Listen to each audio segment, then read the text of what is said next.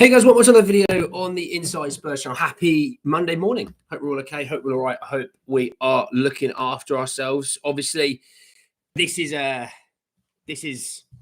chat about Palace, a chat about the performance yesterday. So we're talking about the performance. Hope that if you're a little bit too high on Spurs or a little bit too low, I'll bring you somewhere just perfectly in the middle. So we'll talk about the game. There's a lot to get through. Just want to say, if you're watching this, subscribe. You're very much welcome to join us for the journey. Morning, Spurs. Crystal Palace deserved the win. It should have been 3-0 for them. This performance shows that Spurs are still inconsistent. At this point, it may be smart to put all our eggs in the Europa League. Don't see us get top 4 season. We'll finish somewhere in the top 8 this season, 5 or 6. Man City will pay for the defeat at Palace. Well, we'll see about that, Rec. Payades, mate, how are we?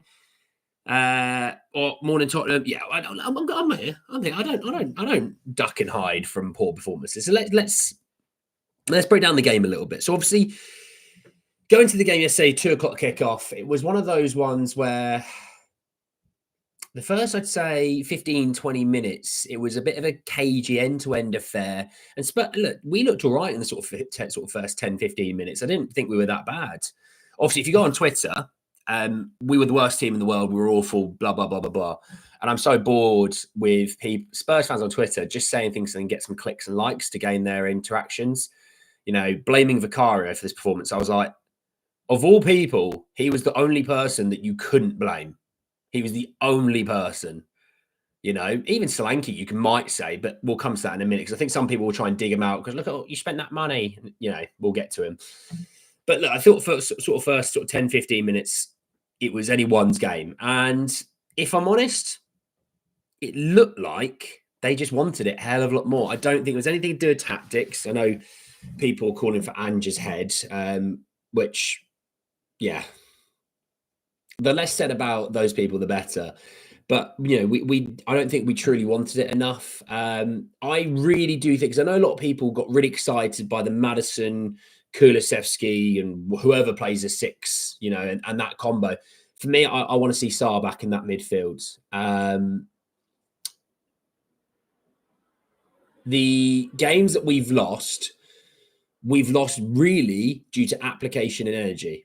That's my general feeling. It's not been that the teams that we played have been world beaters. I genuinely just think it's just been energy. And whenever he's played and whenever he, he's come off the bench really in those last sort of few games, he's actually changed the games with just his energy. It's not that, you know, he's scoring 35-yard screamers, he's beating people in the dribble, you know, he's winning every tackle. It's just energy. And I think that's what we've truly missed in the last sort of few weeks. So yeah, hopefully we see a little bit of Sarr coming back. I thought at times as well, I know we want to play out from the back. I really, really get that we want to play out from the back. But if it's not on, Solanke's pretty big as a player in terms of height. And yesterday he won header after header after duel after duel. No one was around him to help, but he could win them. He was holding up play. We should have been trying to go long just that little bit more. Not to say that every time we get the kick, it's like, right, boom, off it goes. There are times that you can play out from the back. But if something's not on, don't try and force it. Play into Solanke. Let him win a foul. Let's get up the pitch. Because every time that we got up the pitch and played really what we wanted to do, we actually created a few opportunities. Not to say they were the best opportunities, but we had chances, you know. And another day, and I tell you what, you play this game and we're at home, Palace aren't playing the way they did yesterday. It was scrappy. The pitch is scrappy. I do genuinely think because the stadium's so small, and we had it at White Hart Lane. It's not to say that, it's only, you only try and pick on Palace. No, when we're at White Hart Lane, it was scrappy when we played half the time, and it suited us. So for me, yeah, there's that. I mean, I saw people already talking about Galatasaray, and it was like, lads, that's not even this month. We still have another game this month. We still have another game before we get to Galatasaray. Let's worry about the next game, shall we, instead of being an idiot and thinking 2-3 weeks in advance. Obviously, City is the game in the week. It's in a couple of days' time, actually. I'll do probably my preview later today, if I'm honest. I know Pep's talking about, you know, rotation. He's not going to take it seriously. Let's be real. Man City B team is still a team that finishes in a European place. That's their B team. So it's not, don't think that we're going to roll up and go, right, we're going to hit them for 6 then. That's not Man City's B team is still unbelievable. Okay. They're, if everyone's fit, their B team midfield still has Kovacic and Matthias Nunez, which is about £85 million worth of a midfield. And that's forgetting the other player that's going to play in there as well, you know? So, yeah, mate, we love a club enough that we want his head on a stick, and you lot that apologise for this crap should do one. I don't really get that, Martin, but all right. So, yeah, looking at that performance, it wasn't good enough, if I'm honest. There was, I would probably say that was one of our worst performances under Ange. Probably say it's our worst this season. Obviously, last season, but this season, I'd say it's the worst performance we've had under Ange.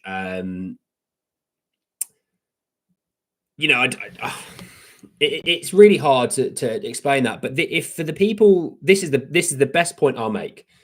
For the people that's saying Son's not good enough, Son's too old, Son's this X, Y, and Z, have a look at last game against Palace, and you'll see why Heung-Min Son is still, and I really believe this, still our best player. Because if you're telling me Heung-Min Son yesterday doesn't make any difference, then I'm worried about your football IQ. Because genuinely, games like that, that's when you want that experience. That's when you want someone who knows how to win a scrappy game. That's when someone can, score a goal. I mean, you get Spurs fans going, Son's rubbish. He's too old. He's this, what, and the other. And it's like, right, okay. Going to just bypass that comment just because I can't waste my energy on it. But yeah, Sonny missing yesterday was massive. Obviously, we'll see if he's going to be back for Wednesday. I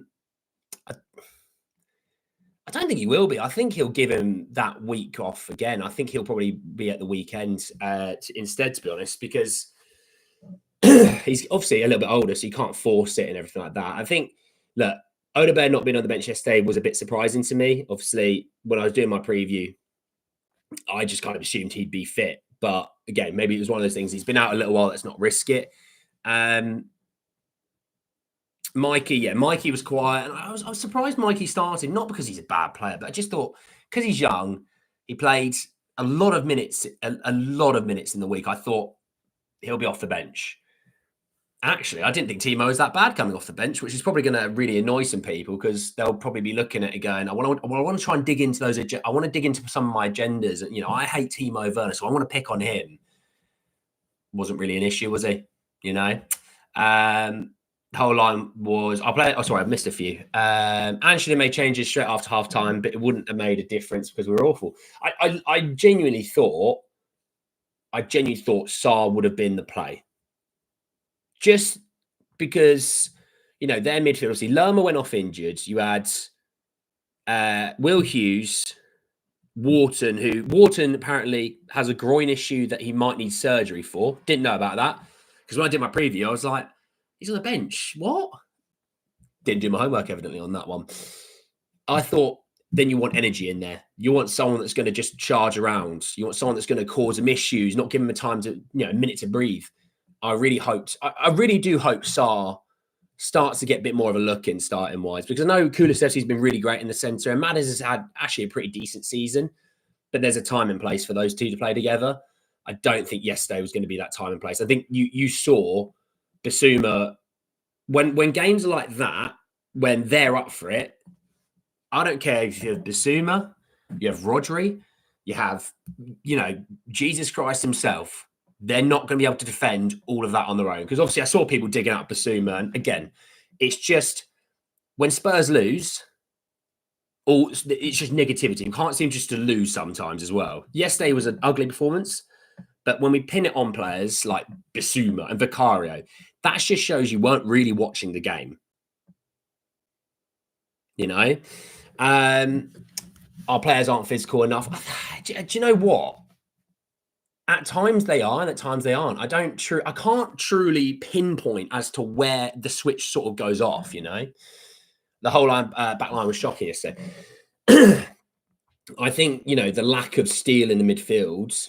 Like I said, I just think Sarr would have been amazing yesterday for the game. I think the lack of steel in midfield truly was the issue. You're a YouTuber and you figured out we needed to go long. Martin, mate, if you're unhappy, you're more than welcome to leave, my friend. Just saying, like, it's a Monday. If I'm ruining your Monday morning, mate, just don't watch me. You know, I wouldn't watch me if I was angry about it and I didn't like the guy I was listening to. I just turn off.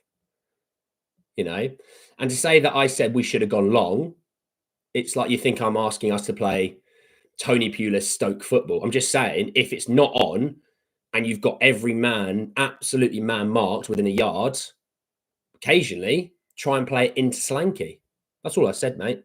So again, maybe let's not try and twist my words. If Odegaard was on the bench yesterday, that would have been a difference. I don't think Werner was bad though, mate. I don't think Werner was bad. Do you think we can afford to play both Maddison and Kulu? Sorry about the cats. That's all right, Ivan, mate. Ivan. I think at times you can play them together, and I think at times, it just doesn't work. You know what I mean? And I don't. Do you know what? That was a game that I was looking at and going, I'm not scapegoating Johnson because I actually quite like him. This feels a bit like a Kulu on the right wing kind of game. Win a few fouls up the field, use Porro on the overlap or the underlap, have a little bit more steel in the midfield. I think that's the way I would have maybe gone with it personally. But look, I'm not Ange. I don't see the guys training week in, week out, but it just kind of gave me that vibe. Kulu on the right wing would have been, I know he's been brilliant in the centre, but yeah, a game like that, I think bit of steel in the midfield, Kulu did nearly get a red. I was surprised he wasn't substituted actually, and Maddison was. If Kulu having a bad game, it's a bad day for Spurs. Ooh. We buy grade 40 million just playing Europa League. Where's the Bevaz one? Well, Adiz, you're talking about a position where you've got Kulusevski's been our best player playing in that area.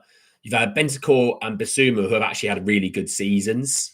Maddison has actually had an all right season, so it's been hard to get them in the team. And I suppose on the Gray side of things, I suppose they didn't actually want to buy Gray this summer. That was my general view. They didn't want to buy him this summer. They wanted him next summer. But Brentford obviously forced that hand. And News and Spence, what do you want to know? Hey, I'm late. What a shocker. Can't win them all. Hey, Gonzo, how are you, mate? Morning, Chris. Same reason Madrid got crushed by Barca the other day. Spurs got Tam, but we are arrogant, thinking we can win Palace easy. In other words, talent, but bad attitudes, too many entitlements. Well, I do think they probably rocked up and went, Palace haven't won a game this season. We'll be able to get him early doors and make him. If we can get one, we'll get 2, 3, 4. And that's what I'm saying. Players like Pape playing in the midfield would have made a massive difference. Okay, yes, maybe he's not the goal scorer, the creative threat, the more sort of technical player that sometimes we prefer. But sometimes you want someone that can win a tackle, someone who's going to be proper box-to-box, by the way. That is a proper box-to-box player. And I saw it even when he came on yesterday.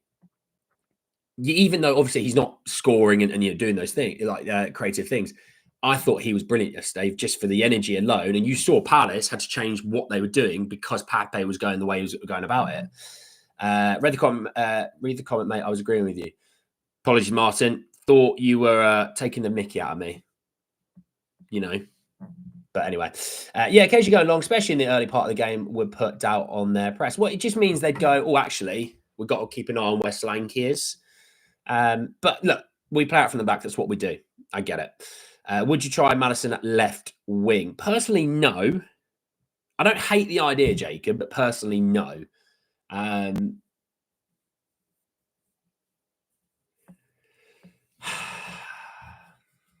It's one of those ones that, I still think Kulusevski's a decent right winger. It's, I know he's had a really good start to the midfield part of the time, but I still think him on the right wing at times and a bit more steel in the midfield is a bit better than having maybe a Maddison out on the wing. That's maybe the way I go. Tough to say yesterday, but a classic away London derby after a Thursday game. It might have been good, but away from home, it does feel like a Bentancur and Basuma with Maddison. Well, that's what I mean. It doesn't have to be a Pape. It could have been a Bentancur, but I think someone who is a little bit more defensive orientated. Not to say that they're defensive stoppers, and it's not to say that Kulu can't do anything defensively, but someone who's just a little bit more like, actually, this is my natural role that I've played for years.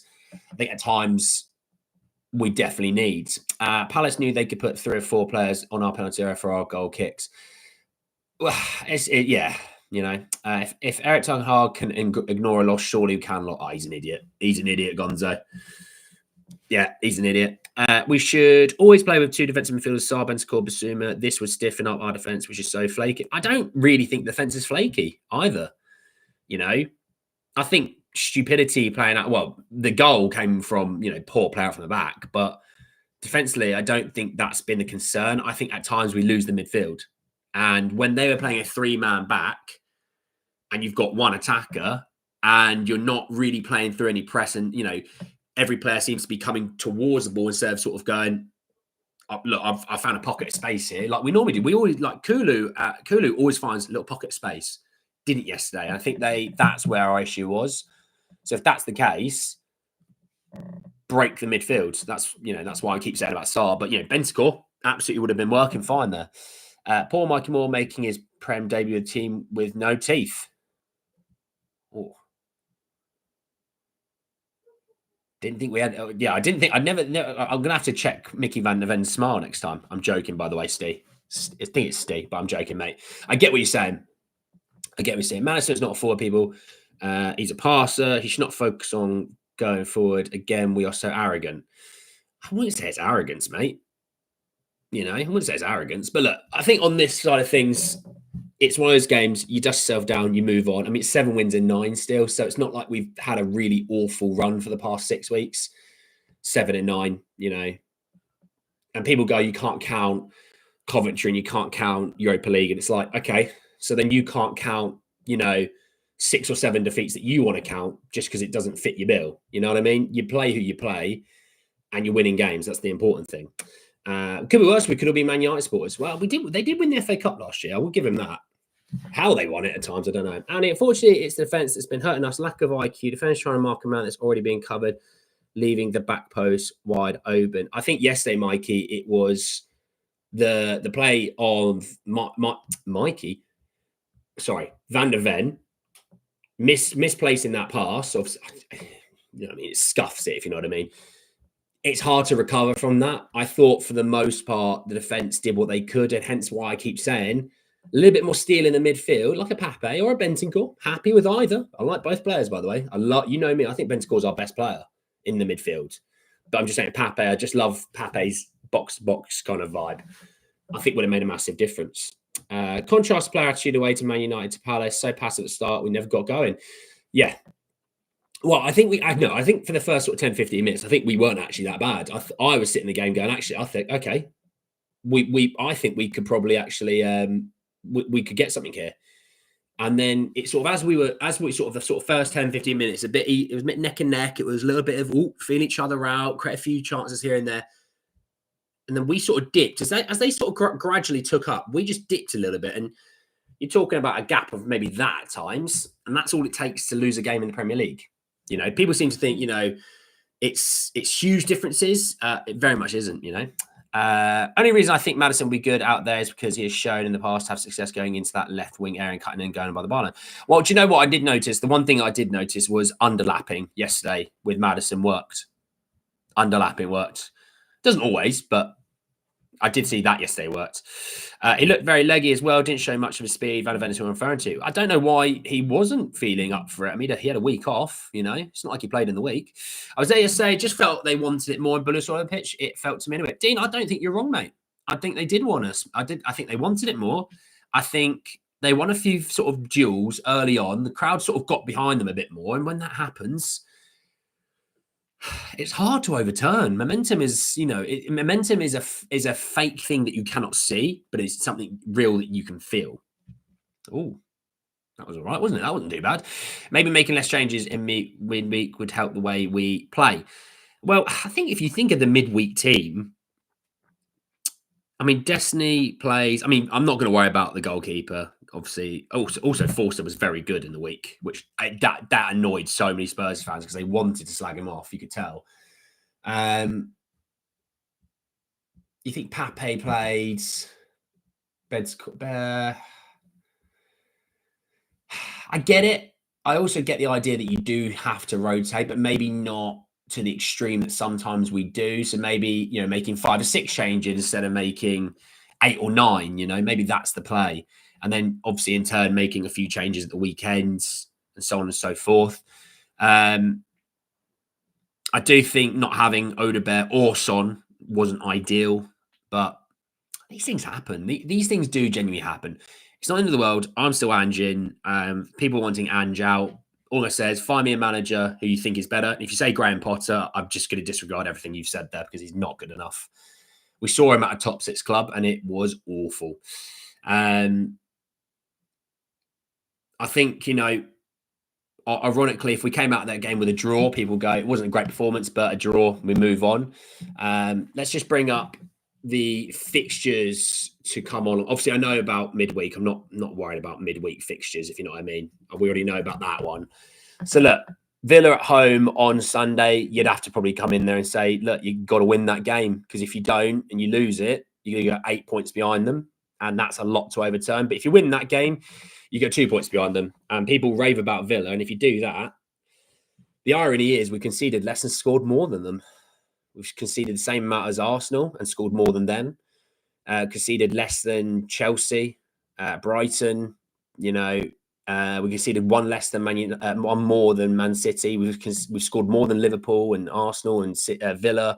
We scored one less than Chelsea and 2 less than City. So it's not like the stats aren't there and we're not doing things. It's just complacency and application. Go into games knowing it's not guaranteed. You're not going to be able to say, we're definitely winning this game. Go in there and go, there's going to be times that we're going to have to scrap and fight. Let's be ready for that. And I think at times you see some players up for it and some players that aren't. And I also think the stop and starting of the game, Ange was right. I was thinking about it. The amount of times the referee just kept stopping the game and kept breaking the game up, that's not going to help us, because we're obviously a fluidity kind of team. So I'm not blaming it on that, by the way. I'm not, before people cry about that. I'm not saying it helped though. And so, but look, it happens. We'll see. You beat Man City in the week. I tell you what, anyone that is upset just brings himself back down to earth. So hopefully, if you're a little bit too optimistic, you're a bit more realistic. If you're a little bit too depressive and, you know, over the top and calling for everyone to be sacked, hopefully you're just a little bit more in the middle. Losses happen. You can't win them all. Come back midweek, do your job. Win that game, through into the next round of the cup, and you forget all about the weekend before. You definitely do. Trust me on that. Just a few more. Our play was very one-sided as well. Right side from Iverson. We didn't balance our attack, and actually our best attacks came down the left. Yeah, that's what I'm saying. The underlap with Maddison down the left, I think, worked. We'll turn up for the home games. People forget we're a young side, which involve inconsistent performances. Yeah, people want a rebuild, but don't actually want to do the rebuild part of it. So, yeah, let's see going forward what happens. Obviously, look, let's just sort of see what goes on. That French said about yesterday was great when called upon. People forget to recognise that aspect. Oh, Lacroix, yeah, he had a good game. He did. I thought of the three of those, Chalobah, Lacroix, and Mark Gahey, I thought he was fantastic. Paying for rebuild. Yeah, rebuilds aren't supposed to be easy though. Yeah, and your vibe is impeccable. A lot of our fan base are very toxic. I'm Ange as well. Just a few frustrating makes people go insane. Yeah. You can still love your club. It's a love-hate relationship at times, isn't it? With being a football fan. You can't win them all. But you know what? We're lucky that we actually play only in a few days' time. Because you know what? It's always that nice thing. You lose a game, the turnaround to the next game is quite quick. So you've got to go, right, we've got to forget that game. Got a game coming up. We need to get back into the winning race, you know?